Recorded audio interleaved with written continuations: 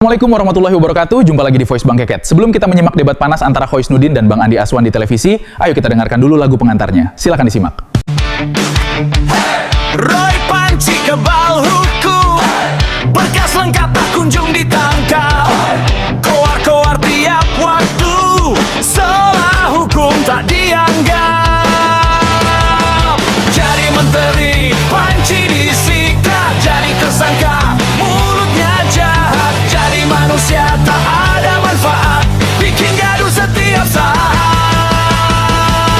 Panci anti kosong, hatimu dengki, otakmu kosong. Panci anti kosong, mulutmu jahat, omongmu bohong. Panci anti kosong, ribut terus, cari panggung. Panci anti kosong, pujaan kaum keleduk. Roy panci kebal hukum, berkas lengkap tak kunjung ditangkap. Koar-koar tiap waktu, seolah hukum tak dianggap. Jadi menteri panci disikat, jadi tersangka mulutnya jahat. Jadi manusia tak ada manfaat, bikin gaduh setiap saat. Panci anti kosong, hatimu dengki, otakmu kosong. Panci anti kosong, mulutmu jahat, omongmu bohong. Panci anti kosong, ribut terus, cari panggung. Panci anti kosong, pujaan kaum keleduk. Ada intensi dan juga tendensi Iya. dari pihak Solo begitu. Ya, Kita ini tanggapan terbaca dulu Bung sebentar. Andi. Terbaca ketika kubu Solo meminta agar segera ditahan dan ditangkap, bahkan dengan mengancam kalau tidak dilakukan penahanan dan penangkapan terhadap Roy CS Oke. akan diduduki dan dibakar kantor Kejati DKI. Itu adalah bagian dari Oke, rangkaiannya. bagaimana nih relawan dituding ini untuk desakan untuk menahan Roy dan Tifa ini ada backingan ataupun ada bahasanya Bung Kozin tadi ada intensi juga tendensi dari Solo, Bung Ya, Andi? itu kan halusinasi dari Khozinuddin. Dari dulu memang dia sangat benci ya dengan Pak Jokowi dari dulu untuk itu. Ya, kalau kita lihat bagaimana proses ya dalam penjemputan ini sesuai dengan KUHP yang sudah ada, baik yang lama maupun yang baru ya.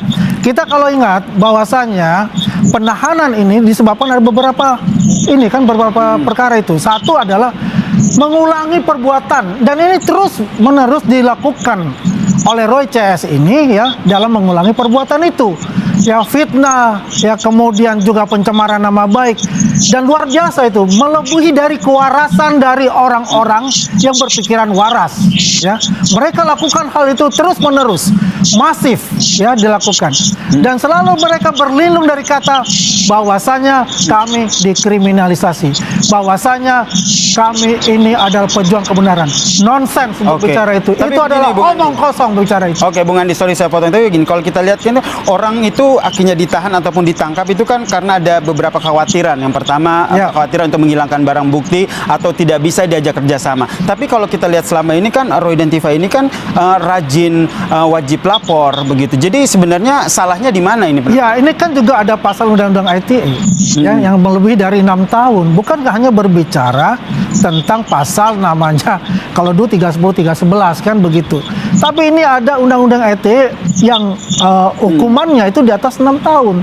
Ya, wajar kalau itu ditahan karena juga selama ini 1 tahun penuh itu selalu digalang ya opini-opini maupun asumsi-asumsi yang sangat sesat yang membuat masyarakat yang tidak mengetahui ini akhirnya merasa ada sesuatu ya yang bergejolak menjadi Oke. bola salju. Ini berbahaya untuk dalam kehidupan berbangsa dan bernegara kita. Sehingga Anda mendesak untuk Polda Metro Jaya melakukan penahanan terhadap Roy dan juga Tifa. Kalau Bung Kozin sendiri melihat seperti apa? Pasal ITE jadi salah Ini satu menjadi konfirmasi itu bahwa alat masuk. Ya, ini menjadi konfirmasi bahwa hukum tajam ke pengkritik Jokowi tapi tumpul ke kubu Jokowi.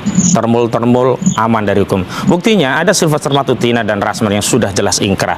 Kewajiban hukum untuk menangkap dan menahan tentu lebih relevan kepada orang yang sudah diputuskan secara inkrah dalam sebuah persidangan. Sementara ini kan baru tersangka. Dan lagi-lagi Bung Andi ini kan sok menjadi polisi. Kan rilis dari Polda tadi tidak seperti kita itu. lihat aja. Alasan dari itu dulu bukan berkata karena adanya kekhawatiran melarikan diri, ini menghilangkan adalah barang KUHP bukti atau Solo. mengulangi Karena perbuatan lagi. kebencian Anda itu ada Tetapi di sana. ini bagian dari proses, bagian dari proses untuk tahap 2 yang dimana penyidik harus menyerahkan barang bukti dan tersangka. Itu alasan dari penyidik. Makanya Bung Andi ini terlalu maju seolah-olah dia menjadi penyidik. Konferensi persnya bisa dilihat lagi kok tadi di Polda. Namun saya pun tetap mengkritik kalau persoalannya hanya tahap 2, bukan karena kekhawatiran melarikan diri, menghilangkan barang bukti atau mengulangi tanda lain. Ke tahap 2 untuk penyerahan ke jaksa begitu. Bukankah bisa diawali dengan melakukan pemanggilan, tidak kemudian melakukan tindakan penangkapan langsung? Toh kami juga sudah kooperatif. Ya, Anda dan itu tadi bukan ada kontestasi. Anda Misalnya ya tadi mau dipakaikan mau dipanggil atau tahanan ditangkap itu. di tempat Sebentar, Anda saya tadi tidak mengintercept Anda.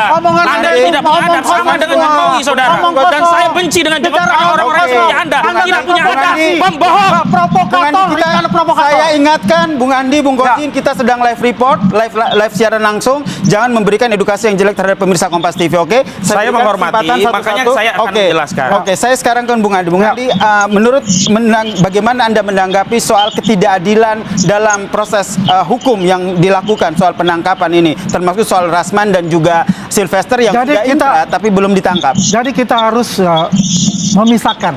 Oke. Kita fokus kepada yang namanya ijazah asli Pak Jokowi yang dituduh palsu sekarang.